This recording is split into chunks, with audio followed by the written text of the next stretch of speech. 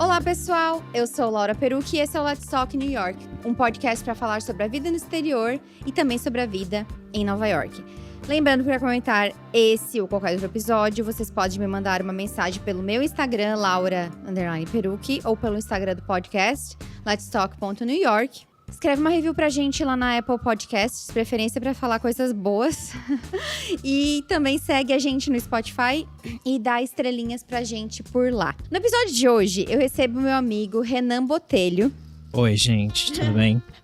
O Renan já esteve aqui no podcast em outros episódios, inclusive lá no começo, acho que o terceiro ou quarto episódio.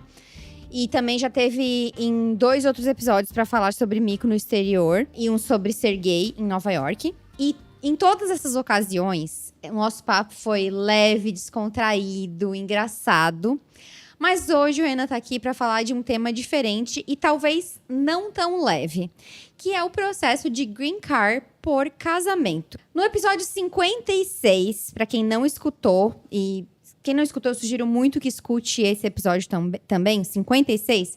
Eu e o Thiago, a gente compartilhou a nossa história sobre o Green Card, que foi sobre um Green Card de trabalho. E a gente falou muito sobre as angústias, sobre a demora no processo. E o processo do Renan foi concluído recentemente e rolou muita frustração. Então, ele tá aqui pra gente falar mais sobre esse tema, sobre essas angústias, tudo que ele viveu. E eu acho que vai ser bom também para quem está escutando, que eu recebo muitas mensagens de meninas, principalmente, que estão passando por esse processo nessa espera. Então, vocês talvez não vão se sentir tão sozinhas, né? E eu acho que também, eu e o Renan, a gente conversou muito durante o processo dele para trazer um pouco de mais de luz para esse assunto, né? Porque muito se fala sobre imigração ilegal, indocumentados, e é um tema que merece, obviamente, né, atenção, mas eu acho que pouco também se fala sobre como os processos imigratórios nos Estados Unidos não são transparentes e que deixam as pessoas totalmente à deriva. Então, amigo, seja muito bem-vindo, muito obrigada por estar aqui de novo e por compartilhar a tua história aqui com a gente. Eu que agradeço por estar aqui mais uma vez. Estou um pouco tenso porque eu vou falar sobre algo sério, o que eu não estou acostumado. Mas eu acho que essa é a ideia mesmo, porque a gente, quando começa o processo, quando entra nesse processo todo, a gente não tem a menor ideia do que vai acontecer. Então, se você casou, se você quer casar, é bom ouvir isso, tá? Porque você vai precisar de ajuda. Eu acho que a gente pode começar falando como que é o processo em si, né? Porque muita gente, eu acho, né, que... E eu não culpo essas pessoas, né? Garanto que talvez em certa altura da tua vida tu também pensou que fosse assim. Uhum. Eu sempre falo que eu acho que um dos motivos pelos quais eu estou aqui nos Estados Unidos hoje foi pela minha ignorância, entre aspas, porque eu não tinha a menor ideia do que era um processo imigratório. Isso não só falando de Green Card, falando de visto de trabalho e tal. Porque... Cara, acho que se tu souber com antecedência, tipo, fala, não sei se eu quero entrar nisso, não. Como é que funciona, né? A questão burocrática de um processo, os passos. Eu acho que é legal a gente falar também, né? Que desde 2015, espero que siga assim, é permitido o casamento do mesmo sexo nos Estados Unidos. Foi uma grande vitória, né? E que tu foi beneficiado por isso. Conta pra gente um pouquinho da tua história, quando tu conheceu o teu marido, como é que surgiu a questão do casamento enfim, conta pra gente essa parte, assim, porque eu acho que outra coisa que é interessante também, eu não passei por isso, mas quando tu tem um relacionamento com uma pessoa estrangeira, americana, né, no caso, e tu tá numa situação de que tu não tem o visto permanente aqui, meio que vira um tabu, talvez, esse assunto entre os dois. Como foi pra vocês? Conta pra gente tudo isso. Tá. Eu só vou voltar no negócio que você estava comentando agora, porque você falou que talvez a gente soubesse de como seria, a gente não faria. E isso é uma coisa que eu falei já com meu marido, com o Brian, que se não fosse por ele, se eu tivesse que fazer tudo de novo, eu não faria absolutamente. E uma coisa que é importante falar também esse é o meu caso. é diferente para cada pessoa. Tem pessoas que têm sorte, que o caso dura 3 meses. O meu caso demorou 2 anos. Então, não é exatamente… Não tem uma regra. A gente nunca sabe o que vai acontecer, porque a imigração é um processo doido. Mas, enfim, voltando à pergunta sobre o Brian. Eu vim pra cá estudar inglês, fiquei aqui 6 meses. E daí, um dia, eu conheci ele num bar, a gente começou a namorar, etc, etc. E daí, do namoro, a gente foi morar junto. E depois de 1 ano e meio morando junto, ele sempre soube da minha situação aqui. E em algum momento, teve uma hora que era tipo, eu tinha que parar de estudar. E foi uma conversa do tipo, ou a gente casa, ou você vem pro Brasil comigo. O que a gente vai fazer? E a gente resolveu casar. E até então, assim, a gente já tava morando junto. A gente não tinha necessariamente um sonho de casamento. Que a gente meio que já tava nessa vida. Então foi mais… Foi meio natural. Foi meio oficializar. A gente já tava morando junto, a gente já tinha renovado o aluguel, a gente já tava acostumado um com o outro. Então foi mais um processo de documento. Sim. E daí depois que a gente decidiu e que a gente começou a se preparar para o casamento, aquilo virou algo mais, não sei se emotivo é a palavra, mas mais por emocional, mais pela experiência, pelo casamento em si, do que pelo documento. Tanto que, assim, quando a gente decidiu casar, a ideia era… A gente vai no cartório, assina, é isso, não vai ter ninguém, a gente não vai convidar ninguém. E daí a gente foi conversar com os pais dele, e quando a gente contou para os pais dele que a gente ia casar, mas que a gente não ia fazer festa, não ia fazer nada, eles falaram, não, pode adiar que a gente tá indo. Então a gente adiou por 1 mês e eles vieram pra cá e a gente fez a cerimônia e daí a gente acabou convidando mais os amigos que estavam aqui e tal. Então isso nunca foi um tabu pra ti falar sobre… Vocês falarem sobre o casamento? Tu nunca… Porque eu sei que rola entre as pessoas isso, né? Tipo assim, um medo da outra pessoa achar que tu só tá com ela por conta do documento. Porque hoje, enquanto eu tava escrevendo a pauta, eu fui procurar pra ver se tinha algum número, alguma coisa. E eu encontrei muito material, muitas matérias sobre americanos ou americanas que disseram ser enganados. Existe uma coisa que é comprar um casamento, né? Sim. Isso existe, não adianta a gente falar que não, fingir que… não. Não, eu conheço gente que fez isso. Mas existe também gente que engana o outro, tipo, se envolve só pelo documento. Falando tudo isso, que eu queria chegar na questão de, tipo, tu chegou a ficar com algum medo, algum receio de tocar nesse assunto? Ou de ele pensar isso de ti, ou não rolou? Dele, não. Eu acho que eu tive muita sorte, porque eu e o Brian, a nossa história sempre foi muito bonita e a gente sempre se comunicou de um jeito muito leve. Então, com ele, nunca foi uma questão. Eu tive medo dos pais dele acharem isso. Mas foi o oposto, assim. A família dele sempre me abraçou muito e eu amo eles. Eu me dou super bem com eles, então eu realmente tive sorte. Mas isso que você estava comentando acontece muito. Inclusive, durante todo o processo, eu estava em alguns grupos de Facebook e WhatsApp com outras pessoas que estavam na mesma situação que eu. E toda semana tinha histórias dos dois lados, assim. Tanto de brasileiros que tentavam enganar americanos e que depois disso virava um inferno na vida deles.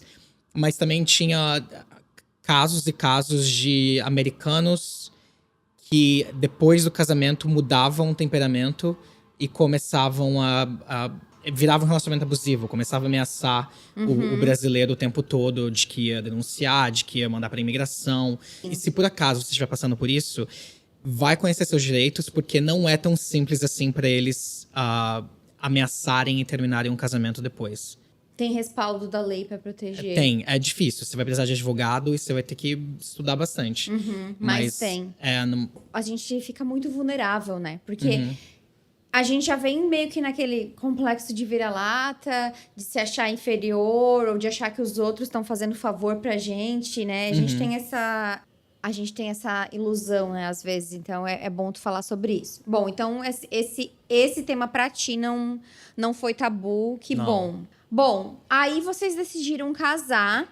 A partir do momento que vocês casam lá no City Hall, né, na prefeitura, qual é o próximo passo? Então, muita gente no Brasil, acho que a maioria pensa que você casa e é isso, né? Tá resolvido, você tem um green card. Não é. Primeiro você consegue uma licença pro casamento, daí Que você... é tipo a certidão de casamento? Isso. Tá. Mas você tem que pagar por uma licença pra conseguir a certidão. Então você paga pela internet, eu acho que eu paguei pela internet. E daí você vai no cartório, realiza o casamento e eles te mandam a certidão. Daí depois disso, você pode aplicar pro Green Card. Mas você precisa de algumas coisas. Você tem que preencher de 5 a 6 formulários, basicamente falando sobre a sua vida, de como vocês conheceram, mas também muito é sobre a sua situação financeira. Tanto que existe uma lei que se seu marido não faz um certo...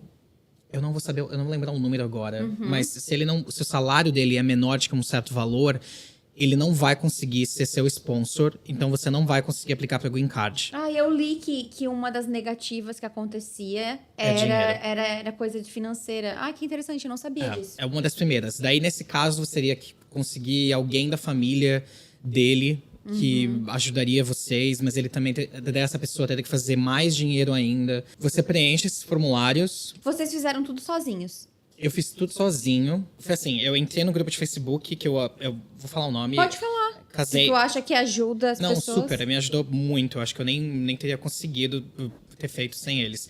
Mas o grupo é Casei nos Estados Unidos e Agora. Todo mundo ali se ajuda. O que é difícil de achar aqui na comunidade brasileira, porque nem todo brasileiro se ajuda nesse país. Mas, enfim. Graças ao grupo, eu me senti confiante o suficiente para fazer por conta. Por quê? Para advogado vai cobrar uma fortuna. Existem muitos casos de advogados que cobram essa fortuna e que no final acabam atrapalhando tudo, preenchendo o formulário errado e não sabem nada sobre o processo. Eles só fingem que sabem. Então, voltando, eu preenchi os formulários, mandei para eles. Daí você espera eles mandarem uma carta dizendo que eles aceitaram o processo. Nisso, você também tem que pagar uma taxa. Eu li que começa em uns $1.200 a taxa, não é? Em tudo que tu gasta. Eu não vou lembrar o valor exatamente, mas sim, eu acho que era 1.200. Mas você paga essa taxa, envia. E na primeira vez que eu mandei, eles me mandaram de volta porque eu tinha preenchido um formulário que estava desatualizado. Eu mandei num dia e eles atualizaram o formulário no site deles no dia seguinte. Então eles me mandaram de volta e eu tive que refazer tudo e mandar para eles de novo. Nessa segunda vez que eu mandei, eu resolvi contratar uma paralegal, não sei que língua eu falo agora, mas enfim. Uma paralegal, É. que é tipo um advogado, só que não assina como advogado, né? É. Basicamente é isso. Né? Ela trabalha com formulários e com escritórios de advocacia e entende do processo, mas ela não pode assinar como advogada. Isso. E é bem mais barato. Eu acabei contratando uma paralegal para revisar meus formulários, ela revisou e eu mandei meus formulários pela segunda vez, uma semana antes da imigração fechar por causa da pandemia.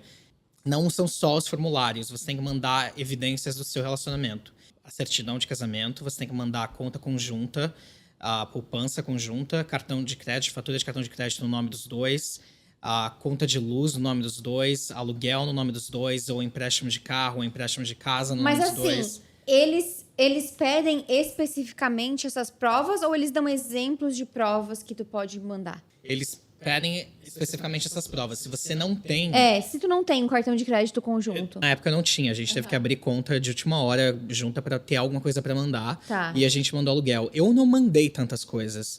Mas se você for ver nesses grupos, essas pessoas mandam muitas coisas. Tipo, muitas evidências. E fiquei com medo, mas acabou que não deu tudo certo. E tem que mandar também fotos, muitas fotos. Mandei muitos cartões de aniversário, de Natal, que a família dele mandava pra mim. Cópia de passagem de avião, de quando a gente viajou junto. Isso são coisas que eles sugerem no site deles e que se você tiver, você manda também. Basicamente, tudo que pode mostrar que vocês estão juntos por um determinado tempo e que a vida de vocês não é só pra vocês dois. Que vocês têm amigos, que vocês têm família e que todo mundo sabe do seu relacionamento. Mande. Isso basicamente é pra evitar fraude, né? Isso. Se você declarou imposto junto, na real, é melhor que você tenha declarado imposto junto. Mande a declaração de imposto no nome dos dois. E depois eu tive que voltar com tudo de novo no dia da entrevista. Tá, e aí tu manda essas provas, o que acontece depois? É o senta e chora e espera? Basicamente. Eu mandei o pacote pela segunda vez no dia 27 de abril. E daí, no dia 5 de maio, foi quando eu recebi uma carta da imigração dizendo que meu caso tinha sido aceito. A partir dessa carta, eu pude parar de estudar, porque, teoricamente, quando você recebe essa carta, você está em um processo novo de imigração. Então, e também tinha começado a pandemia, eu acabei que resolvi parar de estudar e me apegar à carta. Só que essa carta não te dá direito a trabalhar, não te dá direito a viajar. Você fica preso nos Estados Unidos, você não pode sair daqui. Você fica num limbo. Isso. E depois dessa carta, quando você vai receber alguma notícia, não se sabe. Não existe mais uma regra. Antes da pandemia, você poderia até ter uma previsão, sabe? Quer dizer, deixa eu até fazer um parênteses aqui. Isso que eu tô falando se aplica especialmente às grandes cidades. Se você mora em alguma cidade que é mais isolada, talvez você tenha chance disso ser mais rápido. Daí eu recebi a carta no dia 5 de maio. Em agosto, eu recebi o convite para eles tirarem a biometria, que são as digitais. Fui na imigração, tirei as digitais. E daí eu vou fazer um outro parênteses. Existem vários casos de pessoas que entregam as digitais e por algum motivo elas recebem outra carta pedindo para voltarem lá para fazer as digitais de novo.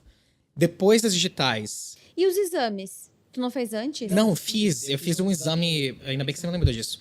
Você tem que fazer exame de sangue, exame médico, que comprova que você tem determinadas vacinas. A vacina da gripe, vacina contra... Pólio, eu acho. Pólio, contra catapora, tô tentando traduzir. Rubéola. Rubéola. E agora a Covid entrou também. E agora a Covid também. E isso sempre existiu, das vacinas serem obrigatórias, agora só incluíram o do Covid. Exato. Então, para você conseguir o ENCAD, você tem que tomar essas vacinas. E você também tem que provar que você não tem algumas doenças, principalmente doenças sexualmente transmissíveis. E se você teve, tipo, gonorreia, sífilis, você tem que provar que isso foi tratado em um determinado período de tempo. Ou que você está em tratamento há pelo menos mais de 2 anos, algo do tipo. Eu não, de novo, não tenho certeza absoluta se são esses prazos. E você paga por tudo isso. Paga. Foi mais, sei lá, uns $600 da primeira vez que eu fiz. E mandei. E daí, voltando, continuei na espera. Setembro de 2020, eles me mandaram a minha primeira autorização de trabalho com autorização de viagem. E foi aí que eu comecei a procurar emprego e que eu pude viajar. Porém, não pude porque estava na pandemia. Sim. Depois disso que eu recebi, eles chamam a parole. Olha, eu tô tentando falar português com inglês. Tá saindo um... depois que eu recebi, eu não tive mais notícia por um bom tempo. E daí que começou a bater o desespero, porque depois... Porque a permissão de trabalho, pra quem não sabe, ela tem um prazo, Tem. né? Ela é 1 ano? Na minha época, a permissão de trabalho era 1 ano e a permissão de viagem era 1 ano. Agora, eles estão dando de 2 anos porque eles estão muito atrasados. Então, eles estão tentando estender isso para evitar problemas. Sim. Só que como eu recebia de 1 ano, eu fiquei muito tempo sem receber nenhuma novidade da imigração. A minha permissão de trabalho venceu e daí eu tive que aplicar para renovar a permissão de trabalho. E tava demorando um monte para renovar a permissão de trabalho, né? E tava demorando horrores. E foi aí que eu acho que tudo ficou mais complicado, assim. Eu queria poder viajar, queria poder continuar trabalhando. E daí eu tive que mandar carta e ligar para senadora de Nova York e tive que ligar também para deputada congresswoman de Nova York, da minha região, e pedir ajuda para eles interferirem no processo da imigração, senão eu iria perder meu emprego. E nisso eu já estava desesperado e completamente estressado. Sim. Porque uma coisa que não se discute tanto é o quanto esse processo mexe com o seu emocional. E até no grupo, assim, tinha muitos casos de pessoas que ficavam deprimidas, ansiedade pura. Tem semanas que você fica bem mal porque você não sabe o que vai acontecer. Você não sabe o seu futuro, você não sabe quando você vai poder viajar, você não sabe até quando você vai poder trabalhar.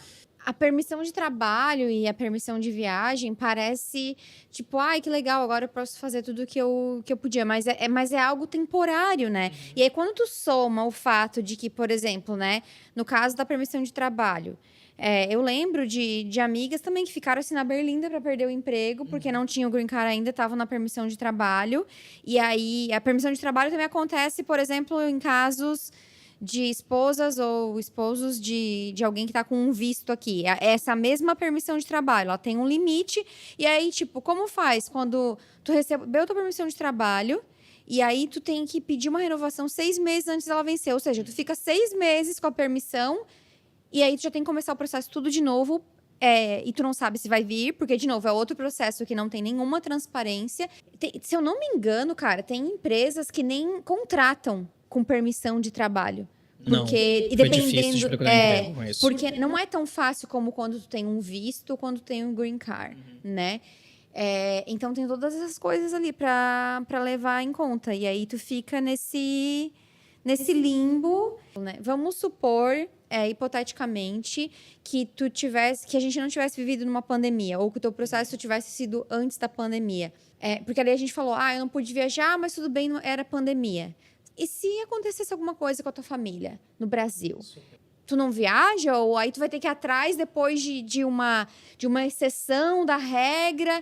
Tipo, qualquer coisa que mexa, né, com a tua liberdade de ir e vir é muito angustiante. Eu lia casos e casos de pessoas que, sei lá, perdia a avó, ou a mãe estava no hospital, o pai estava no hospital, e tentava aplicar, porque existe um jeito que você pede para agilizar, comprovando de que aconteceu algo, comprovando que você realmente necessita ir para o Brasil o mais rápido possível.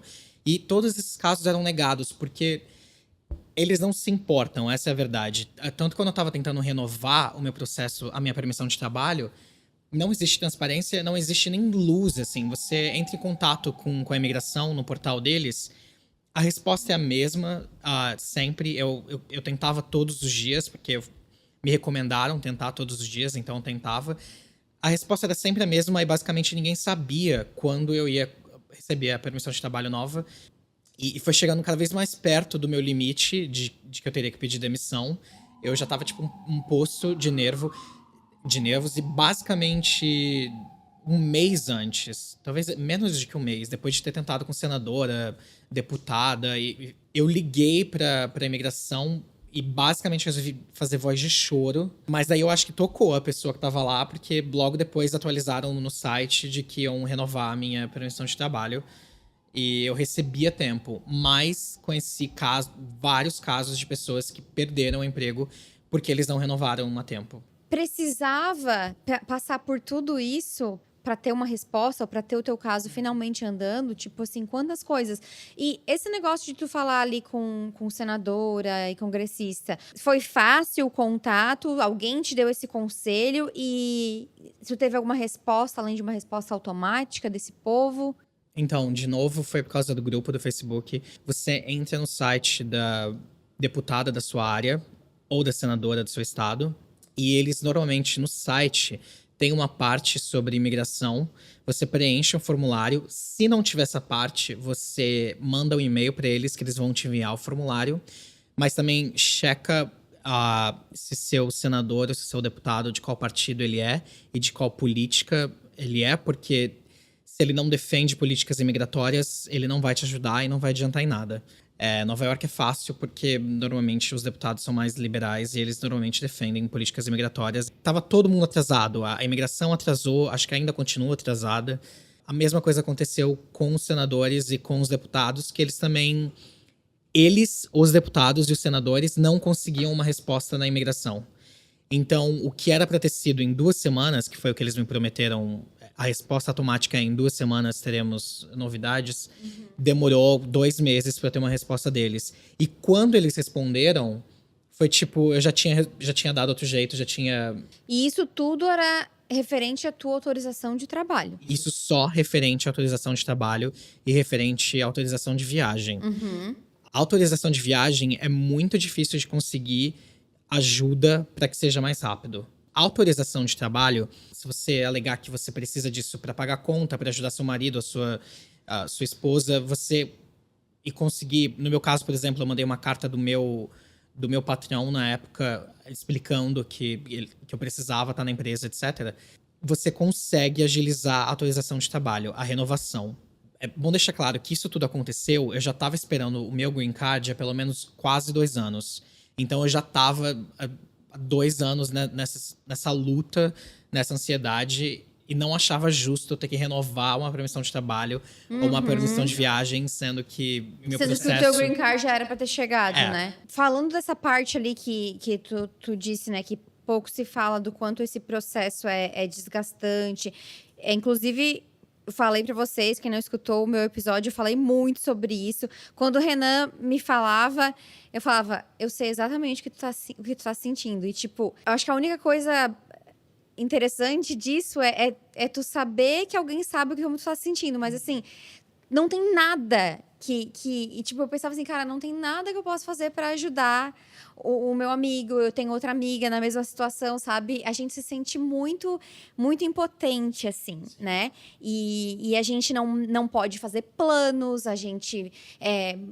por exemplo, de mulheres que ficam dependendo financeiramente do marido, ou de pessoas que estão em casos de chantagem ou de americanos, né? Relacionamentos tóxicos e tudo mais. Tu não consegue planejar as coisas, porque tu não sabe, tu não tem uma resposta. Como foi falado, tipo, cada processo leva um tempo. Não existe transparência no processo. E quando tu entra, tu vê lá, só tá num status que nunca muda, né? Fica naquele status forever. Eu lembro que no meu caso, eu comecei 2020 muito confiante, assim. Até o final do ano a gente tem green card, em 2020. Aí entrou a pandemia, eu falei... Não tem mais green card, mas teve.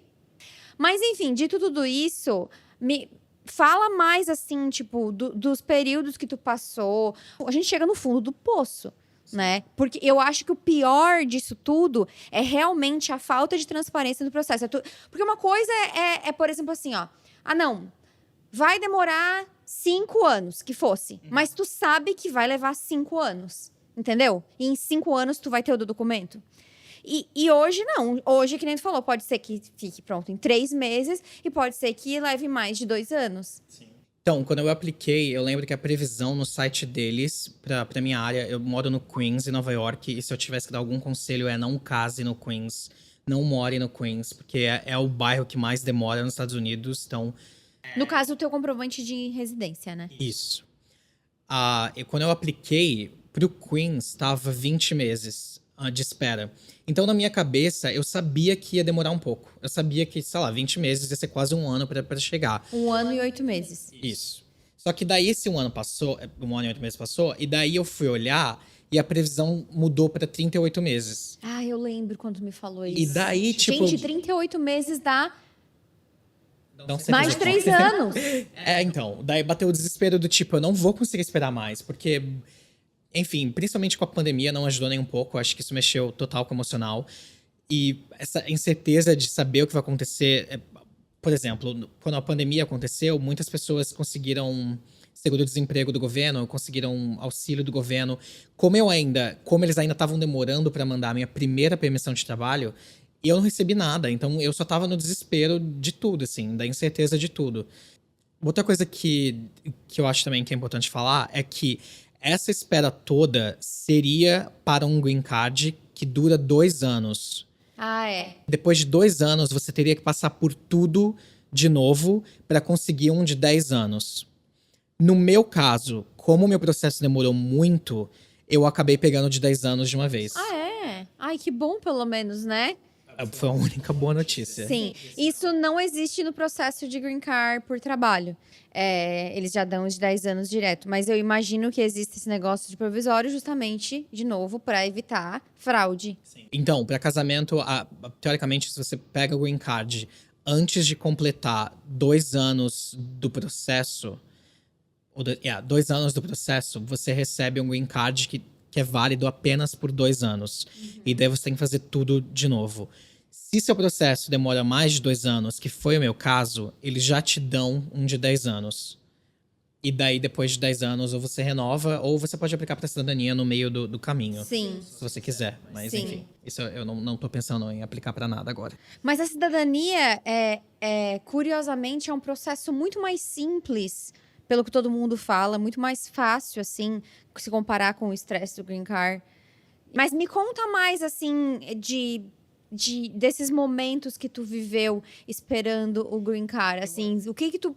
Como foi, assim, para as pessoas terem terem mais uma noção, quem não tem ideia, e também para que eu tá passando talvez pela mesma coisa não se sinta tão sozinho. Então, eu não sei se eu cheguei a pensar em desistir, mas assim, eu chorei muito, porque eu sou essa pessoa que chora. Eu engordei muito, eu passei muito estresse, tipo, tinha semanas que eu tava bem, que eu achava que tudo ia dar certo, mas no geral, eu tava sempre muito estressado, sempre muito Ansioso?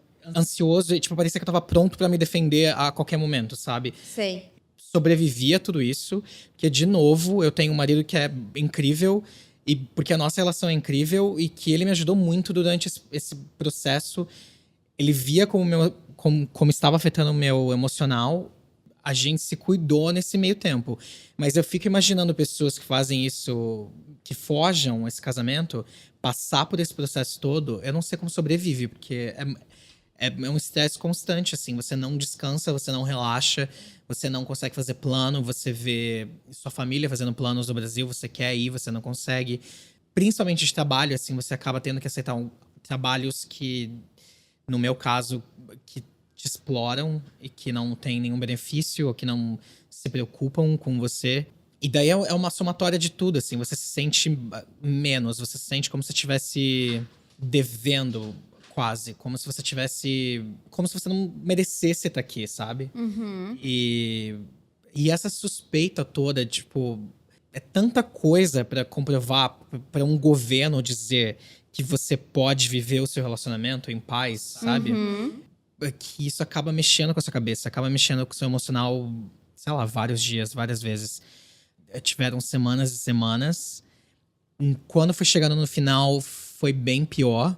Porque eu acho que teve um período que quando eu sabia que ia demorar, eu meio que me forcei a ignorar, sabe? Sim. Mas quando foi chegando no final e que tava tudo muito... Eu não sabia se eu conseguia continuar no emprego, eu não sabia se eu ia ter que esperar mais um ano, se ia conseguir... Enfim, eu tava completamente perdido. No final, eu acho que eu tive picos de estresse. Eu lembro de estar andando, assim... Eu sou dramático também, né? Mas enfim. Eu lembro de estar amigo, andando... Não. Vamos fazer bem... Vamos ser bem aqui empático e não invalidar nenhum sentimento, porque eu acho que é tudo muito genuíno, de verdade, assim, sabe? É meio clichê falar isso, mas só quem passa por isso sabe o quão angustiante é. Enfim, eu tava andando na rua, no metrô, subindo a escada rolante.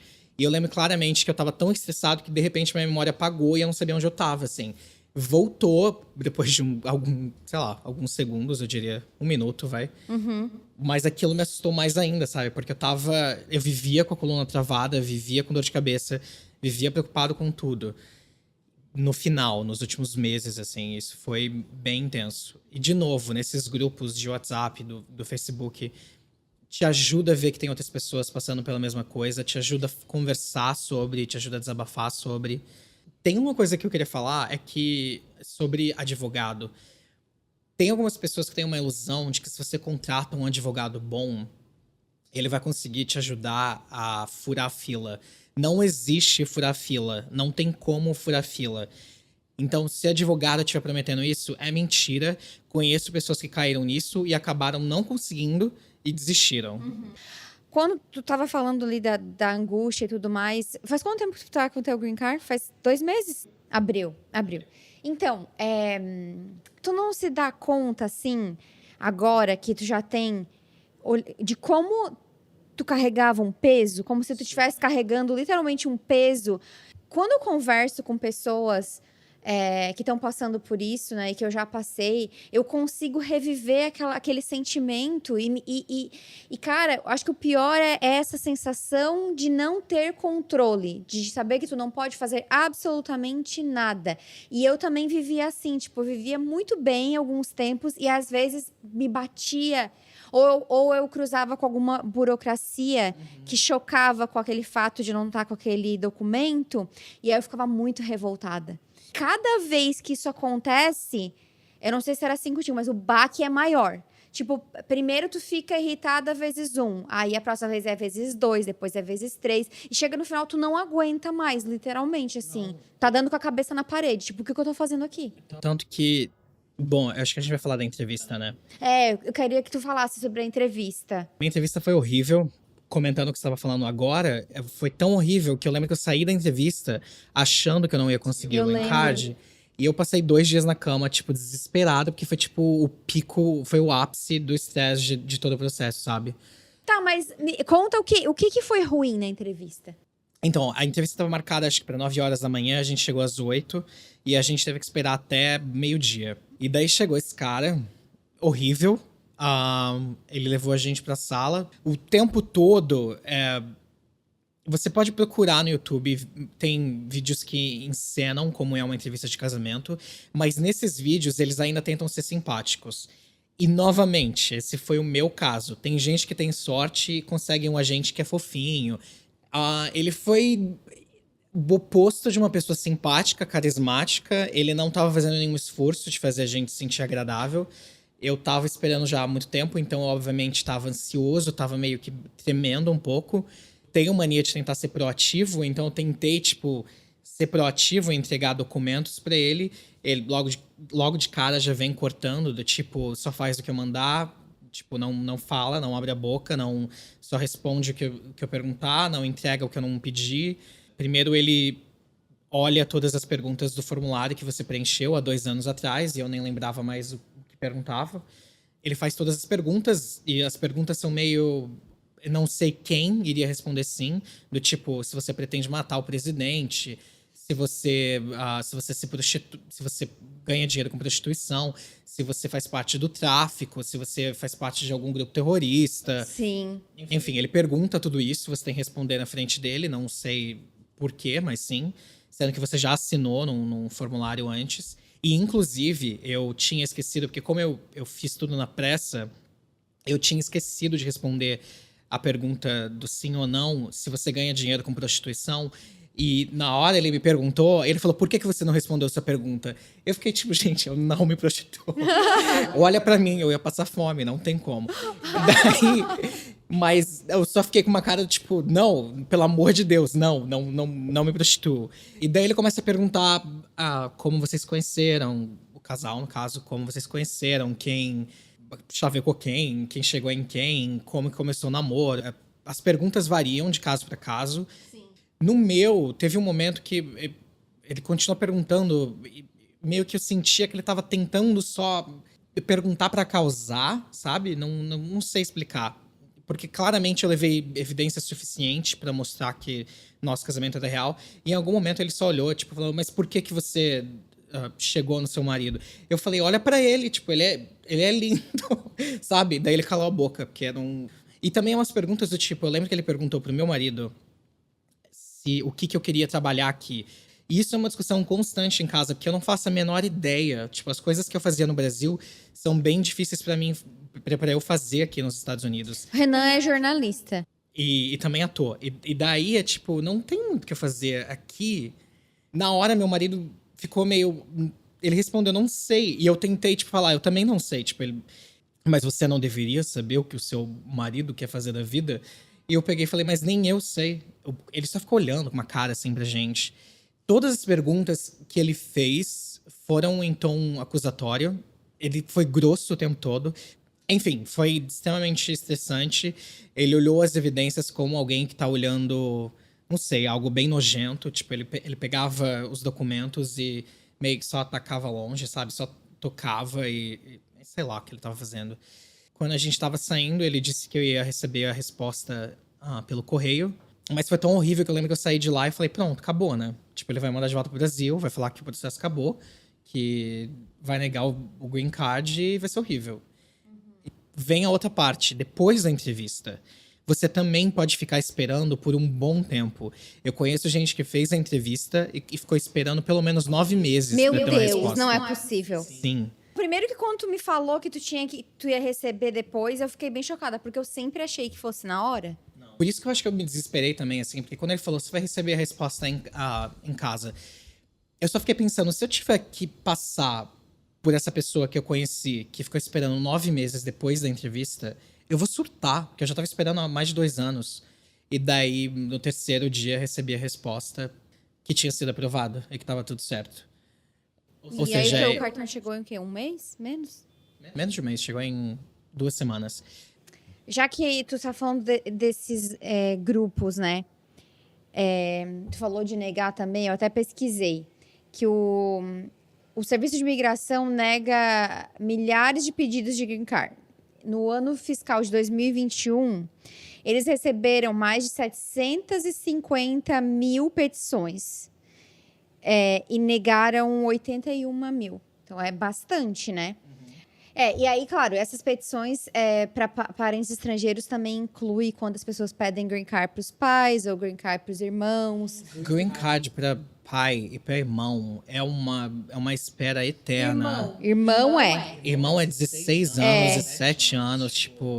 Para os pais eu já ouvi que é bem rápido, assim. Enfim, nesse grupo, tu soube de alguém que teve negado por casamento? Sim, teve gente que foi negado por motivos. Ou por motivos financeiros, porque o marido não fazia o suficiente. Mas, de novo, assim, eu lembro desse caso específico de que o marido fazia mais do que o suficiente. Mas a pessoa que fez a entrevista resolveu alegar que não fazia. E aí, dá para recorrer? Dá, mas aí, assim, você tem. Depende do motivo do porquê foi negado. Você tem algumas opções, acho que recorrer com advogado. Ou você tem que reaplicar desde o começo. Então você paga todas as taxas de novo e você entra na espera de novo para fazer tudo de novo. Tudo? Não. Meu Deus.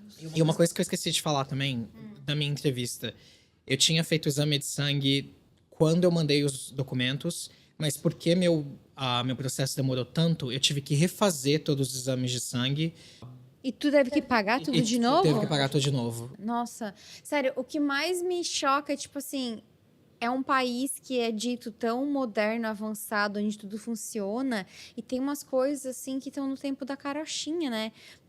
É muito irônico que os Estados Unidos tratem esse setor...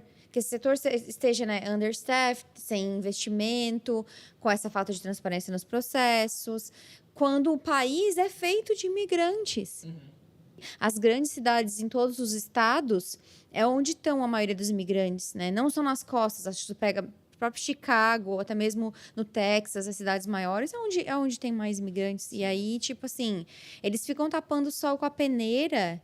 De novo, vou dar um número aqui, porque eu acredito que esse é o número correto. A imigração recebe um certo número de green cards que eles podem emitir por ano. Em 2021, por conta dessa demora toda, eles dispersaram 150 mil green cards que poderiam ter sido emitidos e eles não emitiram. Então eles nem bateram a cota de emissão. Não, porque realmente foi tudo atrasado. E daí eles receberam investimentos do governo Biden, mas não resolveu nada, tipo, não ajudou. A pessoa em cargo da imigração investiu em outras coisas e a fila continua. Eu não tenho certeza como tá a fila hoje em dia, porque eu literalmente fiquei tão traumatizado que eu deletei todos os aplicativos. Se você tá no processo, você pode baixar alguns aplicativos para você acompanhar o seu caso. Mas a imigração realmente tá atrasada e não existe uma luz de quando isso vai normalizar. Eu escuto esse processo... e isso não é nem um julgamento, mas eu fico me perguntando como que as pessoas que fazem o casamento de fachada, a gente sabe que rola o casamento, eu já ouvi que custa de 15 a 20 mil dólares para te casar com alguém, mas sabendo de que tu passa por tudo isso, né, e que e que tu passa por isso depois de novo. Tu, no caso, não vai passar porque tu pegou o teu green card de 10 anos. Mas eu sei que depois de 2 anos tu tem que mandar mais um monte de provas e tal. Como que as pessoas conseguem dormir à noite e ter paz de espírito? E isso, de novo, não é um julgamento. Eu tô perguntando genuinamente, cara. Eu não posso imaginar. Eu não faço a menor ideia. Eu conheço uma pessoa que pagou, mas olhando pra trás, olhando a época que essa pessoa aplicou, eu sempre me pergunto isso, assim, como que conseguiu? Porque eu não conseguiria. Meu casamento sempre foi de verdade e eu temia, eu ficava preocupado, eu ficava, sabe, com medo de acharem que não era. Não tô dizendo que é certo fazer isso, mas a fraude por casamento, ela é uma consequência do quão quebrado o sistema migratório dos Estados Unidos é. Existe uma grande massa de pessoas aqui trabalhando em mão de obra, né? Isso tô falando, tipo, desde entregador, gente que trabalha em restaurante, que faz a economia girar. E que simplesmente, né, tipo, tu só emite o documento. Querendo ou não, o processo imigratório, ele é um tanto elitista e excludente, porque ele parte sempre do princípio do quê? De tu ter uma skill, de tu ter uma faculdade, sabe? Quando essas pessoas também são importantes. E aí, às vezes, essas pessoas ficaram muito tempo aqui, não querem ir embora. E para quem não sabe também, uma vez que tu expirou o teu visto aqui, né? Tu ficou fora de status. A única maneira que tu tem de se legalizar é casando com um cidadão americano. Não existe mais. Tu ficou fora de status, eu posso estar falando besteira, mas pelo que eu já assisti de documentário, é assim que funciona. E, Renan, pra gente encerrar, teve alguma coisa assim que tu tirou de lição de toda essa história? Não case no Queens. Por eu ter feito sozinho, foi uma sensação no final de tudo de que, sei lá, eu consigo fazer tanta coisa que eu nem imaginava, sabe? O fato de eu ter conseguido ter feito tudo sem ter gastado uma fortuna, eu me sinto um pouco orgulhoso disso. E eu acho que também em termos de o quanto brasileiro não tem muita noção da vida de um imigrante aqui nos Estados Unidos. Não tem nenhuma noção do processo imigratório ou processo do green card. Que eu sempre que eu comentava com amigos do Brasil sobre o casamento, sobre tudo, ninguém tem ideia do que você está passando. Ninguém tem ideia de todas as etapas, de como funciona. E existe uma fantasia de que é simples, de que é casar e tá tudo resolvido. Não é. E acho que também eu acho que foi um teste, assim, no final das contas, um teste de relacionamento também. Porque a gente se fortaleceu junto, a gente cresceu muito junto, de ver ver ele me vendo precisando de ajuda emocional, moral, às vezes. E tá lá por mim, e de saber de que a gente pode passar por essas situações mais complicadas. Se alguém que estiver escutando estiver passando por um momento assim que tu passou, o que tu diria para essa pessoa? O que ela pode se agarrar? O que tu acha que pode ter te ajudado minimamente em algum momento de desespero? Entra nesses grupos, leia todas as histórias semelhantes às suas. Se você colocar na busca, você vai achar. Se não tiver, pergunta e tenta ouvir as respostas e tentar... Assim, também não segue tudo só porque a pessoa respondeu, né? Tenta confirmar se o que a pessoa tá falando pra você faz sentido ou não. Se você tá esperando permissão de trabalho, eu super recomendo. No meu caso, não foi o que acabou ajudando no final, mas eu ainda assim recomendo entrar em contato com o senador, com o deputado, e tentar todas as possibilidades, ligar, encher o saco deles, mandar mensagem direto. Faz isso todos os dias, até você tenta de tudo, assim. Mas seja paciente com você, respire fundo, e seja também transparente com o seu parceiro, com o seu marido ou com a sua esposa, porque é difícil. Amigo, obrigada por estar aqui. Obrigado você. Nessa sessão de terapia.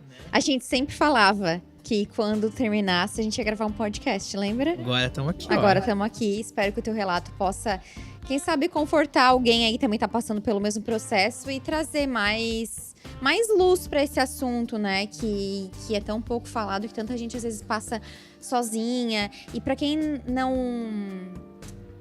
para quem também tá escutando e não sabe, ter mais empatia, né? Porque as pessoas sempre, não todas, né? Mas muita gente tende a diminuir, a invalidar a tua dor, ou aquilo que tu tá passando, somente pelo fato de tu estar nos Estados Unidos. Ah, mas pelo menos tu está nos Estados Unidos. Ah, mas pelo menos tu não está no Brasil. Mas não, gente, não vamos invalidar a dor do outro. Vamos, tipo assim, olha, eu não sei o que tu tá passando, mas eu sinto muito, sabe? Vamos ser mais empáticos. Porque você tá nos Estados Unidos, mas você tá longe de todas as pessoas, de toda a sua rede de apoio. Você tá completamente sozinho, no meio do nada, assim. É você e o governo tentando decidir o que vai ser da sua vida. Então, não é tão simples assim. Eu vou deixar o teu Instagram na descrição do podcast. Pode deixar. Pra mandarem mensagens pro Renan e pra mim. Comentem um episódio. E a gente se fala no próximo episódio. Tchau, tchau. Tchau.